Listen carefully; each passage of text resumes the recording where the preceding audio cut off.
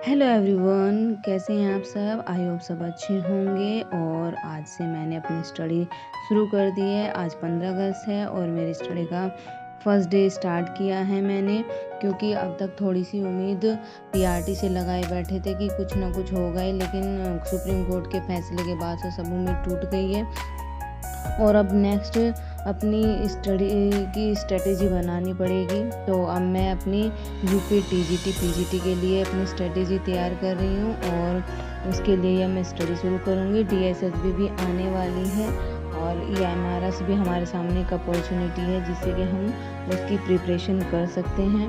Supreme court के फैसले के बाद से बहुत से लोग डिमोटिवेट हो गए हैं, लेकिन डिमोटिवेट होने की कोई ज़रूरत नहीं है, क्योंकि अभी और भी वैकेंसी आने वाली है। हाँ, ये है कि इतनी मेहनत करते हैं उसके बाद भी या तो नंबर ना आए या फिर हमें उस चीज़ से बाहर निकाल दिया जाए तो बहुत दुख होता है।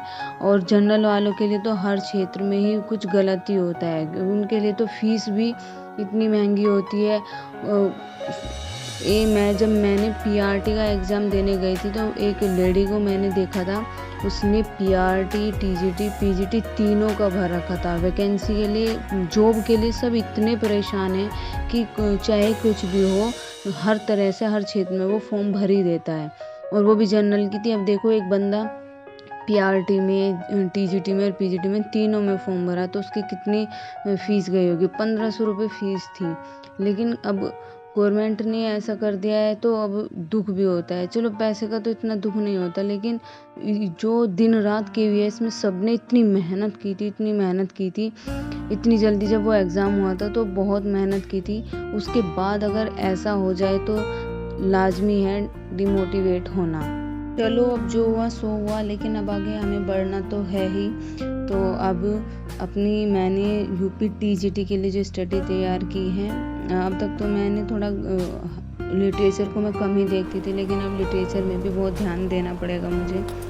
तो मैंने सबसे पहले मैं रीडिंग लगाती हूँ और वोकेबलरी तैयार करती हूँ। वोकेबलरी मेरा पार्ट सही है। और मैंने तीसरा मेरा है ग्रामर का। ग्रामर पोर्शन भी मैं अच्छे से प्रैक्टिस कर लेती हूँ, ग्रामर भी ठीक है। बस थोड़ा सा लिटरेचर में ही है, मुझे अब ध्यान देना होगा। लिटरेचर के लिए मुझे काफ़ी मेहनत करनी पड़ेगी। तो आज मैंने सबसे पहले मिल्टन को लिया था और मिल्टन की मैंने सारी लाइफ स्टाइल और उसके वर्क्स और जो मैंने हैंडमेड तैयार किया था उसमें से रिवाइज किया। मेरे पास एक बुक है एसके अरोरा की, मैंने उससे भी सारा आज कंप्लीट कर लिया था। और आप अब किस पेपर की तैयारी करने वाले हैं, आपकी क्या स्ट्रेटेजी है, प्लीज़ कमेंट करके बताएं कि आप अब कौन से पेपर की तैयारी करने वाले हो। डीएसएसबी भी आने वाला है। डीएसएसबी में भी बहुत अच्छे से इंग्लिश का ही, मैं तो इंग्लिश की ही तैयारी करूँगी। मेरे तो हर पेपर की ईएमआरएस और डीएसएसबी सब इसी से ही तैयार होता जाएगा, क्योंकि इंग्लिश है, इंग्लिश तो सभी में सेम ही आती है।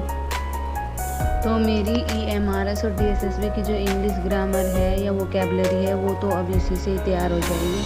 डीएसएसबी में दो पार्ट होते हैं, अपना एक अपना सब्जेक्ट वाइज पार्ट होता है, दूसरा सभी जनरल पेपर आता है। तो जनरल पेपर के साथ थोड़ा सा तभी एग्ज़ाम के टाइम पे तैयारी करनी है। और ये इंग्लिश का मेरा इससे तैयार होता रहेगा। 2 घंटे की स्टडी के बाद अब हमारा मन कुछ खाने का होगा, तो बेटी के मम्मा भुट्टा बना दो। तो मैंने और उसने दोनों ने भुट्टा खाए। और फिर एक आधा पौन घंटे के बाद मैंने फिर से जो मेरा एसके अरोरा की बुक से थे उसके क्वेश्चन की प्रैक्टिस की। और आज मेरा मिल्टन का कंप्लीट हो गया था। अगर मेरी वीडियो अच्छी लगी हो तो please like, share and subscribe. Thank you.